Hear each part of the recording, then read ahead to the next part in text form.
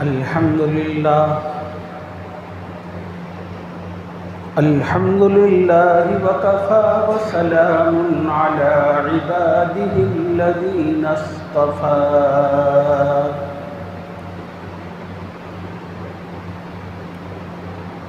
أما بعد فقد قال الله تبارك وتعالى في كلامه المجيد والفرقان الحميد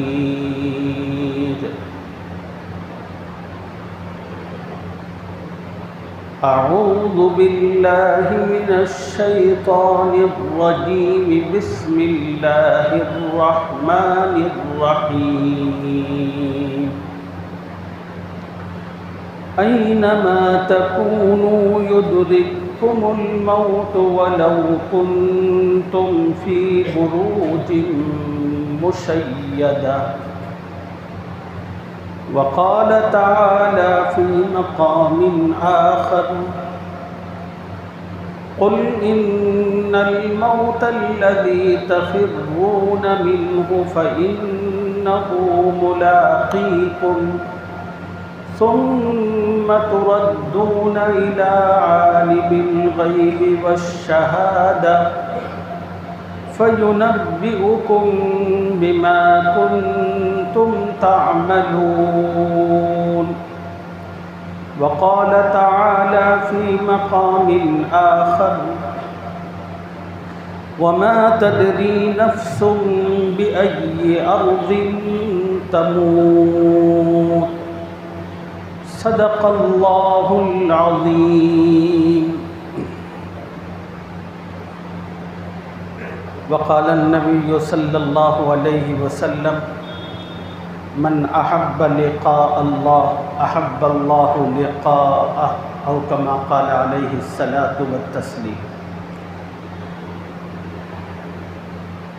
وقال النبي صلى الله عليه وسلم كما تعيشون تموتون كما تموتون تبعثون أو كما قال عليه الصلاة والتسليم قابل احترام بزرگوں، نوجوان ساتھی ہو، گزشتہ جمعہ میں نے آپ حضرات کی خدمت میں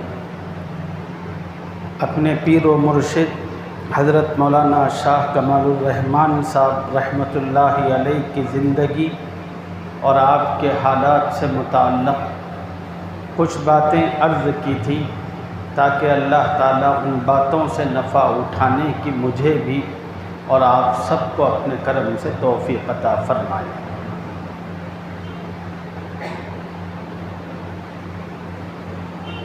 گزرے ہوئے ہفتے میں حضرت کا انتقال ہوا تھا۔ حضرت کے انتقال کی وہ ایک کیفیت اور اس وقت سوشل میڈیا پر 2 ویڈیوز بہت زیادہ وائرل ہیں، ان ویڈیو کی روشنی میں کچھ باتیں اس جمعہ میں آپ احباب کی خدمت میں عرض کرنے کا ارادہ ہے۔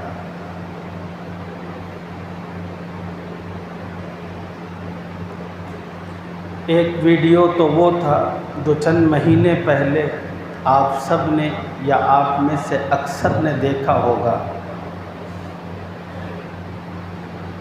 بہنوئی اپنے سالے کے لیے کوئی رسم ادا کر رہا تھا بیٹھ کر،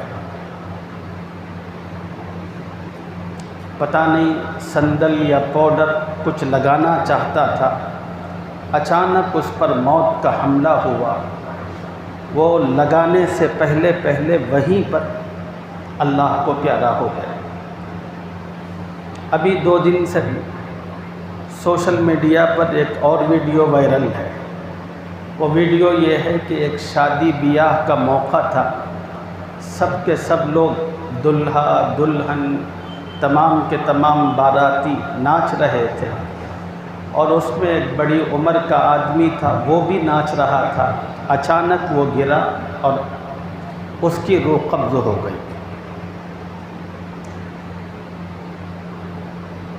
ان واقعات کے تناظر میں ایک خاص پیغام مجھے اس جمعہ میں اپنی اور آپ سب کی نصیحت کے لیے عرض کرنا ہے۔ سب سے پہلے قرآن پاک کی جن آیتوں کی میں نے آپ کے سامنے تلاوت کی ہے، ان آیتوں میں جو مضامین اللہ نے بیان فرمایا ہے، ایک آیت میں مضمون یہ ہے کہ انسان دنیا میں کتنے محفوظ سے محفوظ ترین مقام پر کیوں نہ پہنچ جائے، موت کا جو وقت اللہ نے مقرر کر رکھا ہے وہ وقت آتا ہے تو پھر موت اس انسان کو دبوچ لیتی ہے۔ انسان موت سے بھاگ نہیں سکتا، موت سے بچ نہیں سکتا۔ قرآن پاک کی ایک دوسری آیت مبارکہ جس کی میں نے آپ کے سامنے تلاوت کی، اس آیت میں اللہ نے نبی پاک صلی اللہ علیہ وسلم کو مخاطب فرما کر کہا کہ اے نبی، آپ کہیے جس موت کے خوف سے تم بھاگ رہے ہو وہ موت تمہیں ضرور ملے گی۔ قرآن پاک کی ایک تیسرے مقام کا مختصر سا ٹکڑا میں نے پڑھا جس میں اللہ نے کہا زمین کے کس حصے اور خطے پر اللہ نے انسان کی موت رکھی ہے یہ دنیا کا کوئی انسان نہیں جانتا۔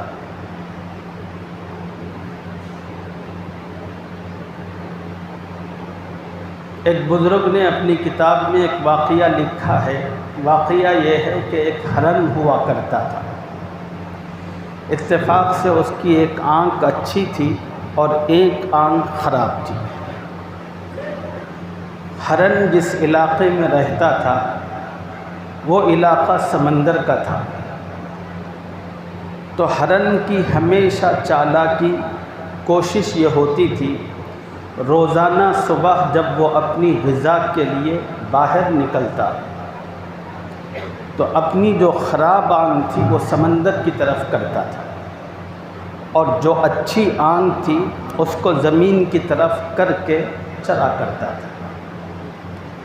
مقصد صاف تھا، شکاری جو بھی آئے گا وہ تو زمین ہی کی طرف سے آئے گا، اور دوسری طرف میں سمندر ہے، سمندر کی طرف سے شکاری آنے کا کوئی سوال نہیں۔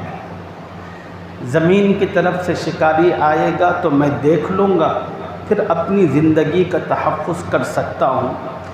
یہ اس ہرن کی سمجھداری تھی، اس سمجھداری کے مطابق وہ کام کرتا تھا۔ ایک مرتبہ ایسا ہوا کہ کچھ نوجوان ایک کشتی لے کر سمندر میں نکلے، اور اتفاقی بات کہ ہرن بھی سمندر کے کنارے کنارے سے زمین پر چل رہا تھا۔ ہرن میں ایک عادت ہے کہ جب وہ انسانوں کو دیکھتا ہے تو چمکتا ہے اور بدکتا ہے۔ نوجوانوں نے ہرن کو دیکھا، اور ہرن کی جو آنکھ تھی وہ بھی نوجوانوں کی طرف تھی، لیکن اس ہرن کے اندر کسی قسم کی کوئی حرکت پیدا نہیں ہوئی۔ اس کے نتیجے میں ان نوجوانوں نے دور سے سمجھ لیا کہ وہ ہرن اندھا ہے، اور انہوں نے نشانہ تاک کر دور ہی سے اس ہرن پر تیر چلا دیا، اور وہ تیر اس ہرن کے جسم کے ایک نازک مقام پر لگا، اور جس کے نتیجے میں وہ ہرن زمین پر گر گیا اور تڑپ تڑپ کر زمین پر اپنے پاؤں رگڑ کر موت کے منہ میں جانے لگا۔ وہی وقت تھا کہ جب اللہ کا ایک نیک بندہ وہاں سے گزر رہا تھا اور ہرن اپنے منہ سے کچھ کہہ رہا تھا، تو اس اللہ کے نیک بندے نے اپنے کان اس ہرن کے منہ سے لگا دیے، تو ہرن کی زبان پر اس وقت یہ الفاظ جاری تھی، موت سے تحفظ کوئی نہیں کر سکتا، اگر ہم اپنی زندگی کا تحفظ زمین کی طرف سے کریں گے تو اللہ موت سمندر کی طرف سے بھیجتے ہیں، اور اگر ہم اپنی موت کا تحفظ سمندر کی طرف سے کرتے ہیں تو اللہ زمین کی طرف سے موت بھیجتا ہے۔ اگر ہم اپنا تحفظ سامنے کی طرف سے کرتے ہیں تو اللہ پیچھے سے موت بھیجتا ہے۔ اور اگر ہم اوپر سے اپنی موت کا تحفظ کرتے ہیں تو اللہ نیچے سے بھیجتا ہے۔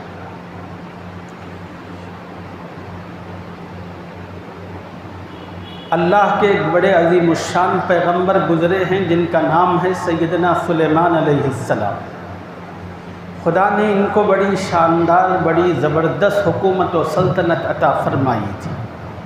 قرآن مجید میں اللہ نے اس نبی کا کئی مقامات پر ذکر فرمایا اور ان کی حکومت و سلطنت کی شان کا بھی ذکر فرمایا۔ حضرت سلیمان علیہ السلام کو اللہ تعالیٰ نے نہ صرف جنات انسانوں پر حکومت دی تھی بلکہ جنات پر بھی حضرت سلیمان علیہ السلام کو حکومت حاصل تھی۔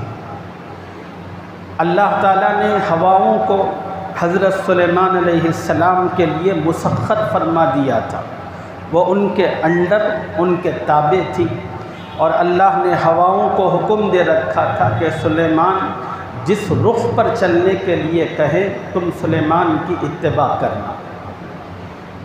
دنیا میں آج راکٹ مختلف قسم کی تیز ترین سواری مانی جاتی ہے، اس دور میں اللہ نے آج سے ہزاروں سال پہلے سلیمان علیہ السلام کو ایک تخت دیا تھا۔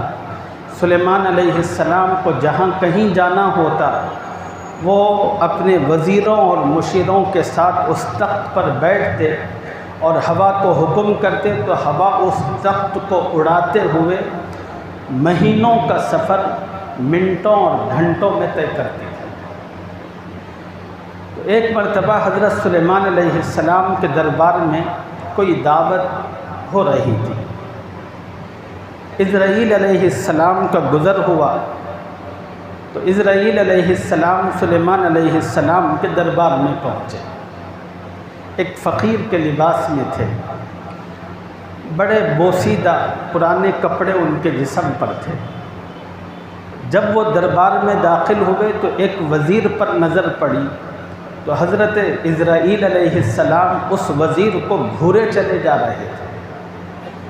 اب اگر کوئی نیا اجنبی آدمی ہمیں ایک سے دو تین مرتبہ دیکھے تو ہماری طبیعت بھی خراب ہوتی ہے۔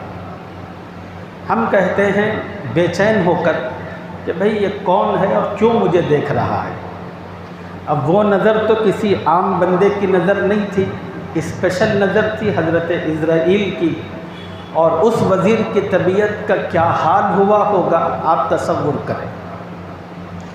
چنانچہ وہ وزیر بڑا پریشان ہوا اور حضرت سلیمان علیہ السلام کے پاس گیا۔ جا کر اس نے کہا کہ آپ کے دربار میں وہ جو فقیر آدمی موجود ہے وہ جب سے آیا ہے تب سے مجھے بار بار گھور رہا ہے، اور اس کے گھورنے کی وجہ سے میری طبیعت میں بڑا خلجان اور پریشانی ہو رہی ہے۔ اللہ کے نبی سلیمان علیہ السلام، خدا نے آپ کو ہواؤں پر حکومت دے رکھی ہے، آپ ہوا کو حکم دیں کہ مجھے جزیرہ گوماس لے جا کر چھوڑ دے، اور وہ جزیرہ وہاں سے تقریباً ہزاروں میل کے فاصلے پر موجود تھا۔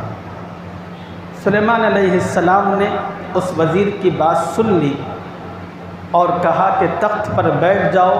ہوا کو حکم دیا کہ میرے اس وزیر کو وہ جس مقام پر کہہ رہا ہے اس کو پہنچا دو۔ ہوا بس چند منٹوں میں اس وزیر کو لے کر وہاں سے ہزاروں کلومیٹر دور لے کر پہنچی۔ اس وزیر نے تخت سے پہلا قدم زمین پر رکھا، دوسرا قدم رکھنے سے پہلے حضرت اسرائیل وہاں موجود تھے اور انہوں نے اس کی روح قبض کر لی۔ چند دنوں کے بعد حضرت اسرائیل علیہ السلام کی حضرت سلیمان علیہ السلام سے ملاقات ہوئی۔ سلیمان علیہ السلام نے اسرائیل علیہ السلام سے کہا کہ اسرائیل کیا بات ہے کہ آپ میرے دربار میں آئے تھے اور میرے ایک وزیر کو بار بار گھورے جا رہے تھے، اور پھر وہ مجھ سے اجازت لے کر ہزاروں کلومیٹر دور اپنے وطن پہنچا اور پھر وہاں اس کا انتقال ہوا۔ اسرائیل علیہ السلام نے اللہ کے نبی سلیمان علیہ السلام سے کہا اے خدا کے نبی، اللہ کا جو نظام اور انتظام ہے وہ بڑا حیران کن ہے۔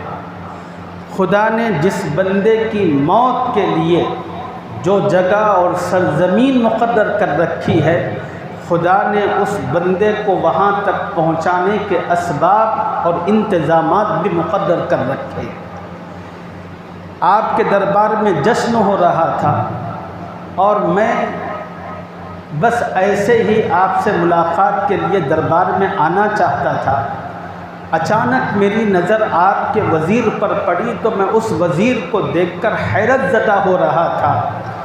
چند منٹ کے بعد اللہ نے اس شخص کی روح قبض کرنے کا مجھے حکم دے رکھا ہے، اور اس کے روح کا قبض کا حکم ہزاروں کلومیٹر دور پر ہے، اور یہ یہیں موجود ہے۔ میں دیکھ رہا تھا کہ اتنا کم وقت ہے کہ یہ بندہ وہاں کیسے جائے گا، اور پھر میں نے دیکھا کہ یہ آپ کے پاس آیا اور اس نے آپ سے گزارش کی، اور ہواؤں نے اس مقررہ وقت پر اس کو وہاں پہنچایا، اور خدا نے اس کے لیے جو سرزمین موت کے لیے مقرر کر رکھی تھی، بالکل اسی وقت میں نے وہاں پہنچ کر نہ ایک سیکنڈ پہلے نہ ایک سیکنڈ بعد اس کی روح قبض کری۔ یہی وہ حقیقت ہے جس کو اللہ نے قرآن پاک میں بیان فرمایا، وَمَا تَدْرِي نَفْسٌ بِأَيِّ أَرْضٍ تَمُوتُ، روئے زمین پر موجود کوئی انسان نہیں جانتا کہ اللہ نے اس کی موت کہاں اور کس مقام پر مقرر کر رکھی ہے۔ اور موت ایک ایسی اٹل حقیقت ہے کہ جس کے بارے میں اللہ نے ایک مقام پر کہا، ان اجل اللہ اذا جاء لا یؤخر، جب اللہ وہ موت کا وقت کسی کے لیے مقرر کر دیتا ہے، پھر اس میں نہ ایک لمحہ پہلے ہوتا ہے نہ ایک لمحہ بعد ہوتا ہے۔ اللہ کے پیغمبروں میں ایک اور پیغمبر گزرے ہیں جن کا نام ہے سیدنا نوح علیہ السلام۔ خدا نے جن کی زندگی سے متعلق قرآن میں کہا کہ الف سنۃ الا 50 عاما، خدا نے ان کو 950 برس کی عمر عطا کر رکھی تھی۔ علماء فرماتے ہیں کہ یہ عمر حضرت نوح علیہ السلام کی تبلیغ کی تھی۔ اصل عمر اللہ نے حضرت نوح علیہ السلام کو 1400 برس کی عطا فرمائی تھی۔ ایک مرتبہ روح قبض کرنے سے پہلے حضرت نوح علیہ السلام کی اسرائیل علیہ السلام سے ملاقات ہوئی۔ اسرائیل علیہ السلام نے حضرت نوح علیہ السلام سے بڑا عجیب سوال کیا۔ انہوں نے کہا کہ اللہ کے نبی، خدا نے آپ کو بڑی لمبی زندگی عطا فرمائی، آپ بتائیے کہ آپ نے خدا کی دی ہوئی اس زندگی کو کیسے پایا؟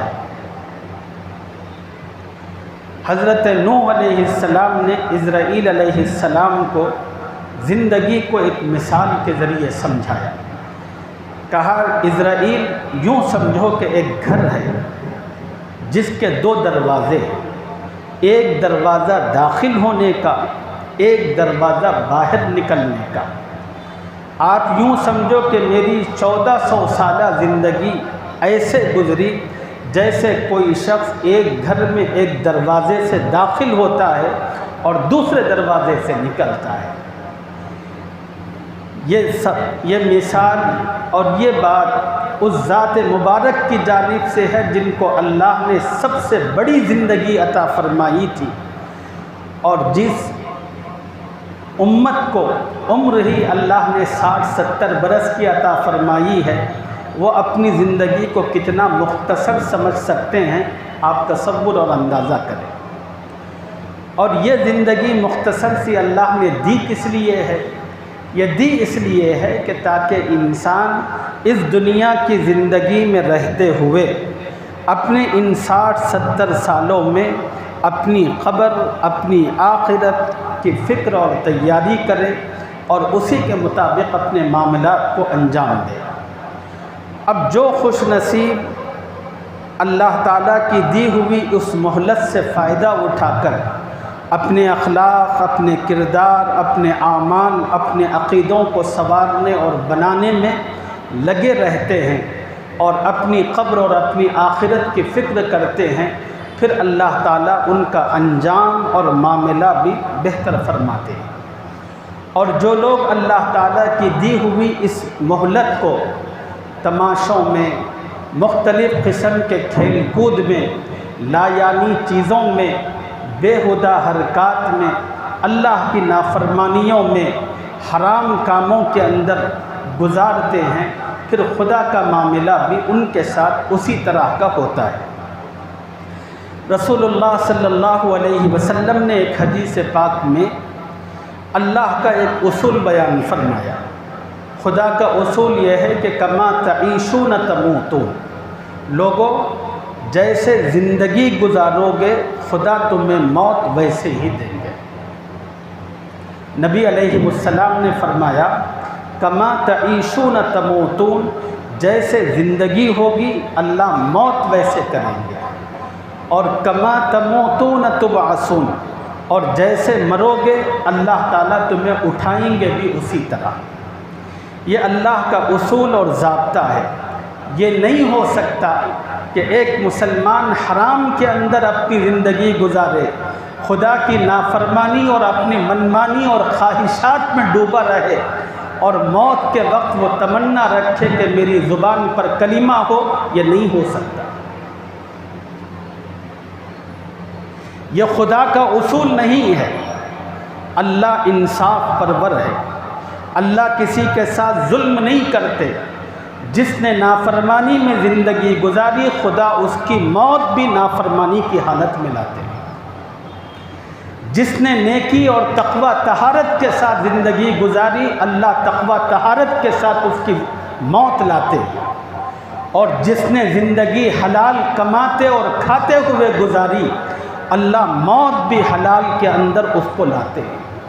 اور جو بندہ حراموں کے اندر اور مختلف قسم کے ناجائز چیزوں میں مبتلا اور ملوث رہتا ہے اس کی موت اور اس کا انجام بھی اسی طرح کا ہوتا ہے۔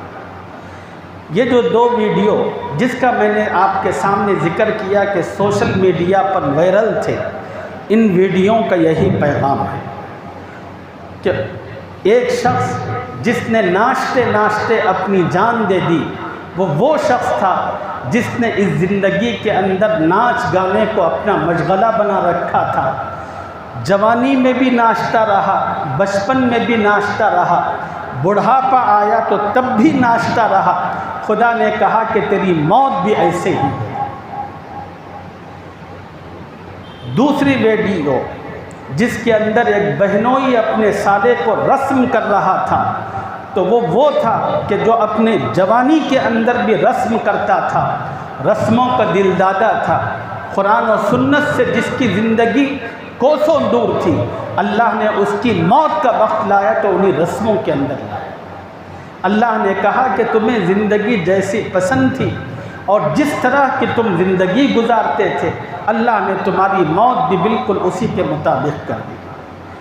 اگر آپ یہ چاہتے ہیں کہ میری موت اچھی ہو، میری موت کلام پاک کی تلاوت کے ذریعے ہو، میرا آخری وقت زبان پر کلمہ طیبہ کے ساتھ ہو، میری موت اللہ کی مرضی کے مطابق اللہ کی خوشنودی کے ساتھ ہو، تو پھر آپ کو بھی چاہیے کہ اس دنیا کی جو مہلت خدا نے آپ کو دے رکھی ہے اس مہلت کو خدا کی انہی چیزوں کے اندر گزارے جس چیزوں کے ذریعے اللہ تعالیٰ کی مرضی آپ کو میسر آتی ہے۔ تاریخ کے ایک دو صفحات آپ کی خدمت میں رکھ کر اپنی گفتگو سمیٹتا ہوں۔ ایک بزرگ گزرے ہیں حضرت ثابت بنانی رحمۃ اللہ علیہ۔ ان کا معمول یہ تھا کہ یہ بڑی کثرت سے نوافل کا اہتمام کرتے تھے۔ اپنے دن کا ضروری مصروفیتوں کے علاوہ جتنا حصہ ہوتا تھا وہ نفل میں گزرتا تھا، اور رات کا بڑا حصہ بھی وہ نفل میں گزارا کرتے تھے۔ اور جب ان کی عبادت ختم ہوتی تھی تو وہ رو کر اور ٹوٹ کر اللہ سے دعا کرتے تھے، کہتے تھے کہ اے اللہ مجھے سکون اس بات پہ میسر آتا ہے کہ میں اپنا ماتھا آپ کے سامنے ٹیکوں۔ جب تک میں اپنی پیشانی آپ کے سامنے نہیں ٹیکتا، اے اللہ مجھے سکون میسر نہیں آتا۔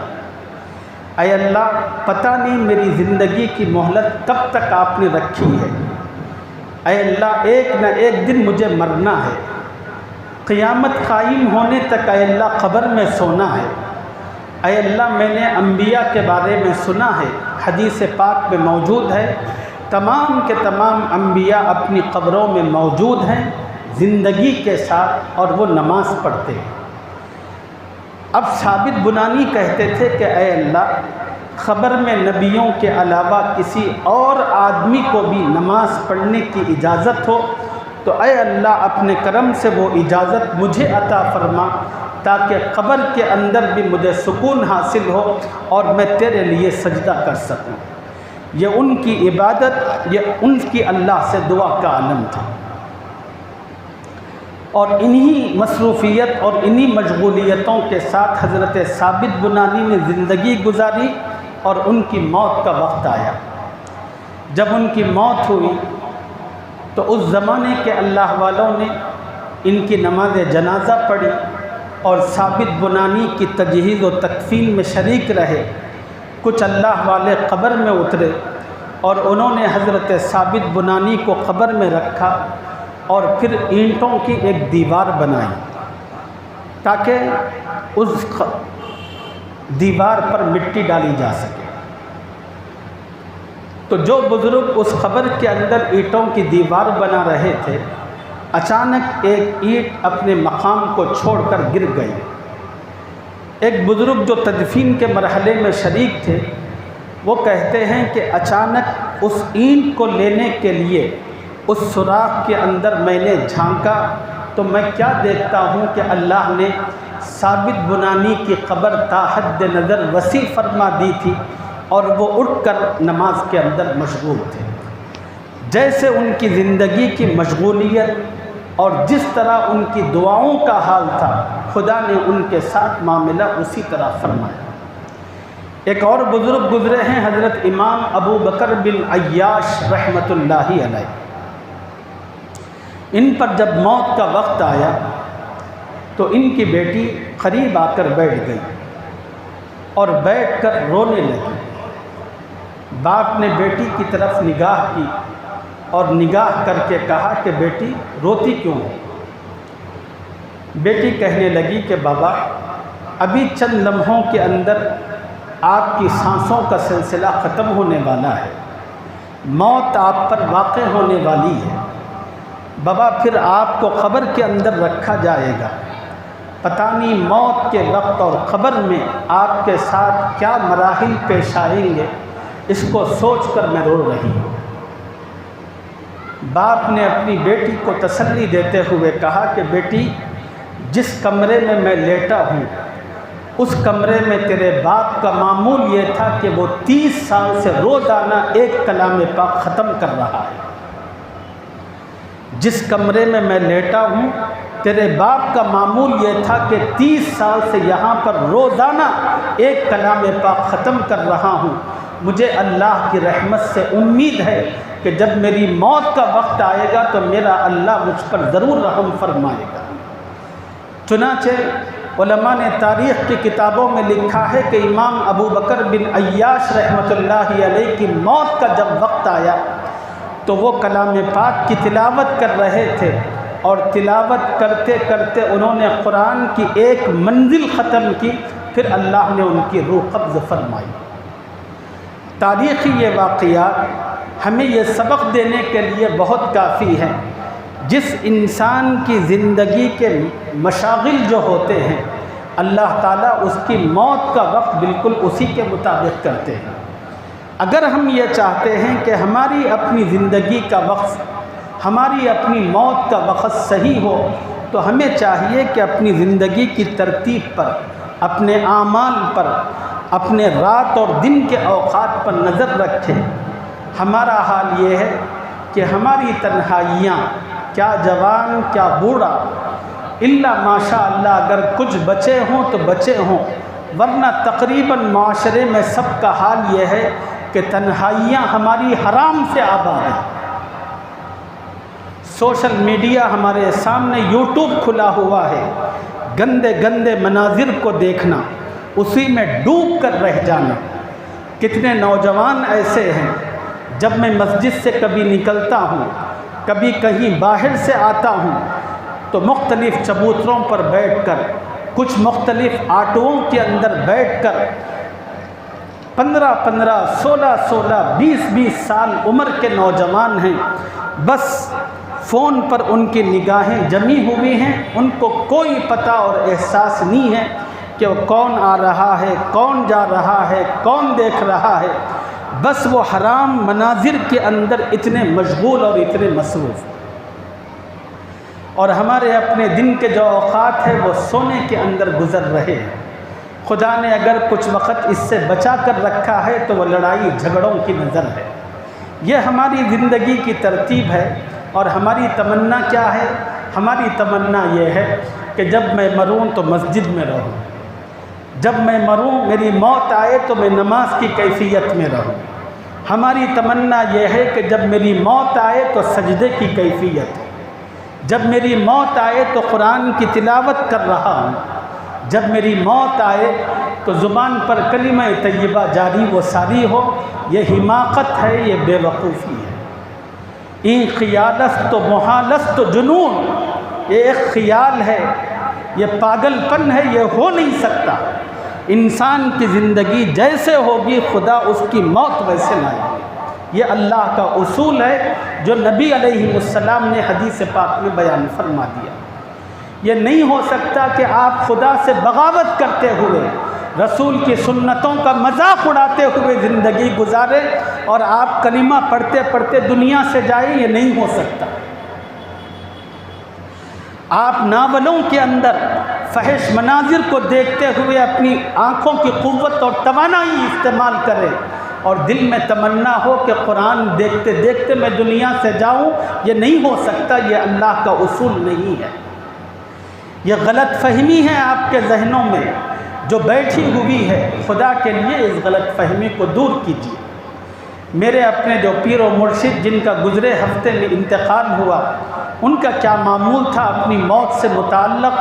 خدا کو حاضر و ناظر رکھ کر جواب دہی کے مکمل احساس کے ساتھ آپ کی خدمت میں عرض کرتا ہوں، تاکہ اللہ مجھ جیسے غافل کو بھی اپنی غفلت سے نکل کر بیدار ہونے اور تیاری کرنے کی کچھ توفیق اور سعادت عطا فرمائے۔ رسول اللہ صلی اللہ علیہ وسلم کی ایک حدیث پاک ہے جس کو آپ لوگوں نے بھی سنا ہوگا۔ وہ حدیث مبارکہ یہ ہے کہ ایک مرتبہ نبی صلی اللہ علیہ وسلم نے صحابہ سے کہا، لوگوں، دلوں کو زنگ لگتا ہے۔ نبی علیہ السلام نے فرمایا، دلوں کو زنگ لگتا ہے جیسے لوہے کو پانی لگنے سے زنگ لگتا ہے۔ صحابہ نے کہا کہ یا رسول اللہ، لوہے کو زنگ لگے تو اس کی صفائی کا طریقہ کیا ہے؟ یہ تو ہمیں معلوم ہے۔ زنگ لگے ہوئے لوہے کو صاف کس طرح کرنا، اس کا ہمیں پتہ ہے۔ قیل وما جلاؤها یا رسول اللہ صلی اللہ علیہ وسلم۔ صحابہ نے کہا کہ یا رسول اللہ، آپ ہمیں یہ بتائیں، دل پر جو زنگ لگتا ہے اس زنگ کو کیسے دور کیا جا سکتا ہے؟ نبی صلی اللہ علیہ وسلم نے فرمایا، کثرت ذکر الموت و تلاوت القرآن۔ نبی علیہ السلام نے فرمایا، دل کا زنگ دور ہوتا ہے موت کو کثرت سے یاد کرنے سے۔ جو آدمی جتنی کثرت کے ساتھ اپنی موت کو یاد کرتا ہے، اللہ غفلت سے اس کو باہر نکالتے ہیں، اس کو اپنی قبر اور موت کی طرف متوجہ ہونے کی توفیق عطا کرتے ہیں۔ اور دل کے زنگ کو دور کرنے کی دوسری تدبیر اور طریقہ نبی علیہ السلام نے بیان فرمایا، کثرت کے ساتھ اللہ کے کلام کی تلاوت۔ جو بندہ صبح شام ہر وقت اللہ کے کلام کی تلاوت کرتا ہے، اس کے ذریعے سے بھی اللہ دل کے زنگ کو اور غفلت کو دور کرتے ہیں۔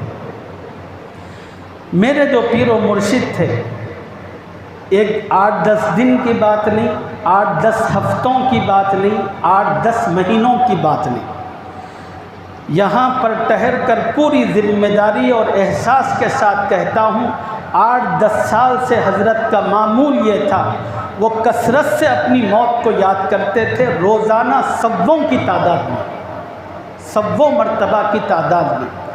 ہم لوگوں کا حال یہ ہے کہ موت سے اتنی نفرت، کوئی شخص 1-2 مرتبہ بھی ہمارے سامنے موت کا ذکر کرے تو ہماری طبیعت بےکل اور بے چین ہوتی ہے، کہتے ہیں کہ بس کر، جب وقت آئے گا تو دیکھ لیں گے۔ ہم موت کے تذکرے سے اتنی نفرت کرتے ہیں، اور حضرت کا حال یہ تھا کہ اس حدیث پاک کی روشنی میں کثرت سے وہ موت کو یاد کرتے تھے۔ جو بھی حافظ قرآن، عالم دین حضرت کی خدمت میں ملاقات کے لیے روزانہ آتا تھا، حضرت اس سے کہتے تھے کہ قرآن میں موت کی جتنی آیتیں ہیں وہ پڑھ کر سنو۔ اور حضرت کے پاس ذاکرین یعنی ذکر کرنے والوں کی ایک جماعت ہوتی تھی، اور وہ روزانہ ان کا ذکر کل نفس ذائقۃ الموت کا ہوا کرتا تھا۔ ان کے صاحبزادے سے جو ان کے جانشین اور خلیفہ ہیں، جب گفتگو ہوئی تو انہوں نے بتایا کہ 8-10 سال سے حضرت کا یہ معمول ہے، اور حضرت کے معمول کو دیکھ کر ایسے لگتا ہے جیسے کسی پرندے کو قید کر کے پنجرے میں بند کر دیا گیا، اور وہ پرندہ پنجرے سے نکلنے کے لیے جیسے پھڑپھڑاتا ہے، ایسے ہی حضرت کی کیفیت تھی۔ حضرت کی روح اللہ سے ملاقات کے لیے بے چین رہا کرتی تھی، کب میری موت کا وقت آئے گا، کب میری روح جسم چھوڑ کر اللہ سے ملاقات کرے۔ اور دوسرا معمول حضرت کا یہ تھا کہ صبح ہو کہ شام ہو، رات میں عوارضات کی وجہ سے نیند نہ آتی ہو، ہمیشہ کلام پاک کی تلاوت سننے کا اہتمام تھا۔ نبی علیہ السلام نے جو معمولات بتائے وہی حضرت کی طرز زندگی اور فکر تھی، اور جب انہوں نے اپنی زندگی اس قدر خوبصورت بنا لی تو خدا نے ان کی موت بھی اسی طرح خوبصورت فرما دی۔ اب یہ سب باتیں واقعات میں نے اپنی اور آپ کی نصیحت کے لیے عرض کی۔ اگر ہم یہ چاہتے ہیں کہ ہماری اپنی موت، ہماری اپنی آخرت اور خبر ٹھیک ہو، تو اللہ نے ابھی بھی وقت دیا ہے، سانسوں کا سلسلہ باقی ہے، تو اس وقت کو غنیمت سمجھتے ہوئے اللہ سے سچی اور پکی توبہ کرے، اپنے لغو مشغولیات سے توبہ کر لے، خدا کی مرضیات اور نیکیوں کے اندر اپنے اوقات کو گزارنے کی کوشش اور فکر کریں۔ اللہ اپنے کرم سے اس کی مجھے بھی اور آپ تمام کو توفیق اور سعادت عطا فرمائے، آمین یا رب العالمین۔ 2 اہم اعلانات سماعت فرمائیں۔